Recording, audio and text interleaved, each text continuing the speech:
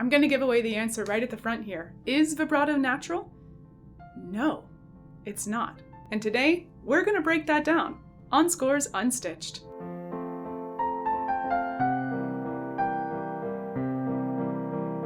In general, I think it's safe to say that if there's debate around a topic, it's probably because there's some truth on both sides. But before we get into that, let's define some words. There are lots of different kinds of vibrato, but most often classical singers talk about frequency vibrato, the kind that's created by the slight changes in pitch around one note. In the voice, it sounds like this. Ooh. And then what does natural mean here?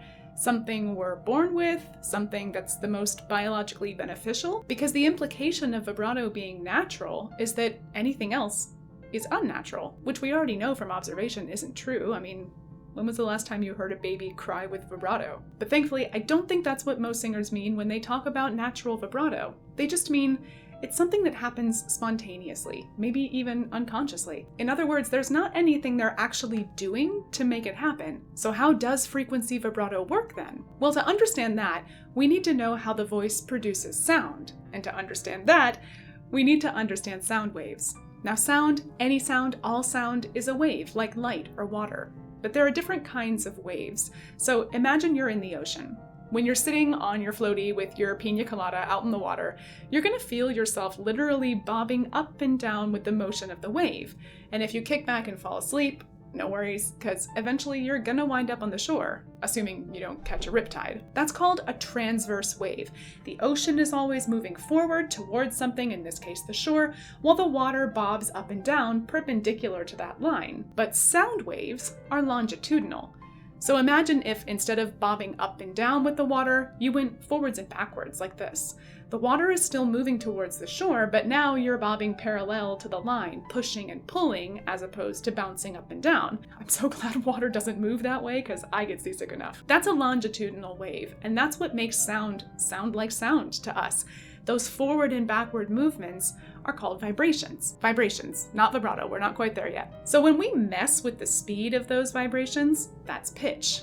Think of those speakers that wiggle when music goes through them. You can literally see the sound waves happening. The slower the push and pull, the lower the pitch. The faster, the higher. And that speed, or pitch, is made up of a certain number of waves. So if you're bobbing faster, you can ride more waves in a second than someone bobbing slower. That's called frequency. Literally how frequently the waves happen within a single second. Now that's just the very basic creation of sound, that fundamental sound wave. And it's enough to understand vibrato for today, but if you're interested in learning more about the layers of sound and maybe how harmonics work in the voice, let me know in the comments. We can make a video about that. So how then does the voice create sound waves? Let's hop into some diagrams. This is your vocal instrument. Very basically, you have the lungs, the larynx, and the pharynx. The larynx is a little tube that sits right above your windpipe, the trachea, that contains your vocal cords, protected by a bunch of ligaments and cartilage, and is topped off with your epiglottis, that little flap of skin that stops food and liquid from going down your windpipe. Now your vocal cords sit horizontally in your throat, so that when you speak, air comes out through the lungs, through the trachea, and into the larynx. That air movement makes the vocal cords vibrate. When you breathe, they vibrate without coming together, but when you speak, you touch your cords together, but they're still vibrating with that airflow. So they're alternately stopping the airflow and releasing it by coming together and moving apart really, really quickly. And then each opening sends a little puff of air up into the pharynx, and the number of times that you create that puff per second is what creates pitch. Then that sound wave is enhanced as it travels through your pharynx, and by the time it leaves your mouth, it sounds like a voice. This is how both speech and singing work. When you speak, you send disjointed pressures of air through your vocal cords, creating all kinds of really short bursts and pitches, and then you manipulate your tongue and your teeth and your lips differently to make different sounds. That's language. When you sing, all you're doing is elongating the pitch on one sustained breath, and depending on the style of music, you play with the vowels or the shape of the sound in your mouth. You can try this yourself if you stop everything you're doing while you're speaking and just focus on maintaining that vocal sound alone. So mid-speech, it can sound like that. It's a very basic, not great kind of singing. Then while you're sustaining that sound, you can change the pitch. Sound. And we do this every time we talk. We're constantly controlling how many sound waves we produce per second. How cool is that? Okay, so back to our original question. What is vibrato? Now think about a garden hose. The water moving uninterrupted through the hose is like air moving through your larynx. Remember, when we breathe, our cords don't come together, so the flow isn't interrupted. But the way we add sound is to close our vocal cords together, kind of like pinching the end of the hose. But nothing happens in a vacuum, right? So while we're constantly pinching and releasing the flow, we're making pressure changes in the hose itself. And that constant change of pressure has to do something. It has to go somewhere. And depending on the amount of water pressure moving through the hose, you'll see it start wiggling in response to that close release that's going on at the end. That's because the water pressure inside the hose is greater than the air pressure being exerted on the outside of the hose. So it starts to wiggle. The muscles in your larynx do the exact same thing. And it's that slight wiggling in the muscles that happens as a result of the constant pulsation of pressure that is natural vibrato. So classical singers are kind of right. They don't make that pitch variation by moving their heads or, by changing the air pressure. So in that sense, it is more natural. But if natural is something that happens without doing anything, that's where we get into some semantics. Now remember, the only reason that hose can wiggle is because the air pressure around it is weaker than the pressure changes inside the hose itself. But now imagine that garden hose is inside a metal tube that's been staked into the ground.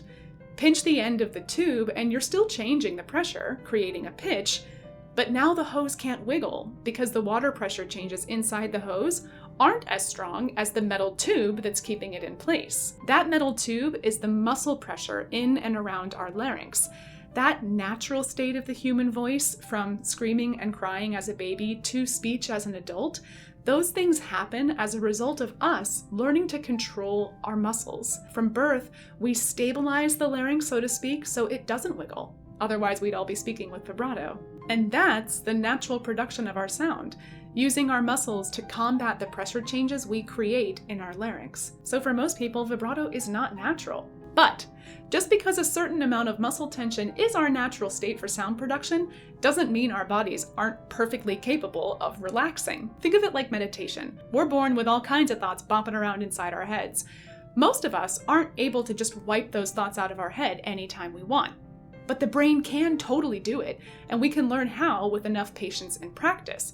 It's just not a particularly natural state for the brain to be in, for most of us. Some people do seem to have naturally quiet brains, though.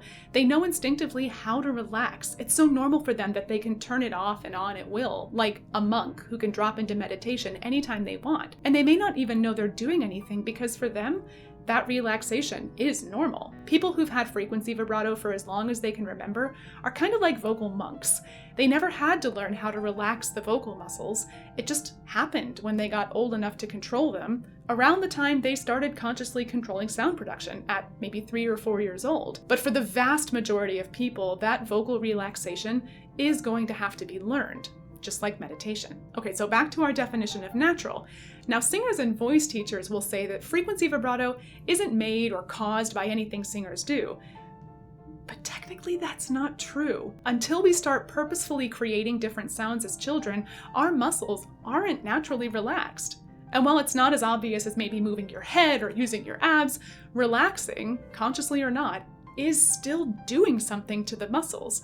So in that sense, vibrato is not natural. Now, I know if they've made it this far, a lot of singers are probably pretty confused. I was too. For some reason, the classical singing world insists pretty heavily that vibrato is a natural phenomenon without ever actually explaining how vibrato happens.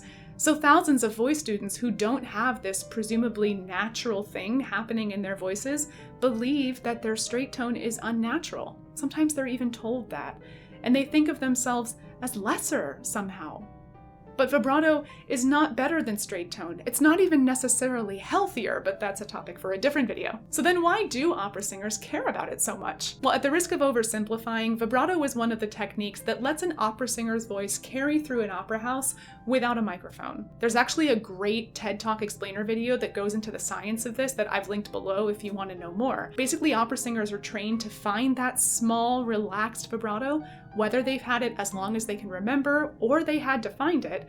and then manipulate it in a way that won't damage their voices to create the sound of that wide, full, operatic vibrato.